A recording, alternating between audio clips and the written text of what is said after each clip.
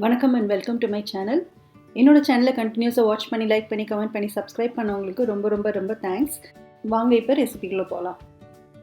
கடாய் சூடானதுக்கப்புறம் 1 table spoon நெய் சேர்த்துக்கோங்க. அது நல்லா உருகினதுக்கப்புறம் 1 டேபிள் ஸ்பூன் முந்திரியும் 1 டேபிள் ஸ்பூன் பாதாமும் நல்லா தின்னாக கட் பண்ணி வச்சுக்கோங்க. அதை நம்ம இதில் கலந்துடலாம். கூடவே 1 கப் கோதுமை மாவு சேர்த்துட்டு 5 நிமிஷம் இது வறுத்துக்கலாம்.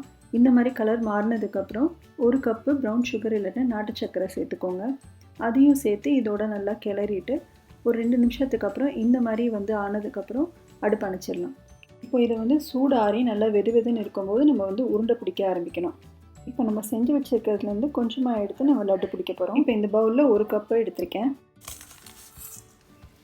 1 டேபிள் ஸ்பூன் வெதுப்பான பால், 1 கப்புக்கு 1 டேபிள் ஸ்பூன் பால் தேவைப்படும். இப்போ நம்ம கையை வச்சு நல்லா கலந்துக்க போகிறோம்.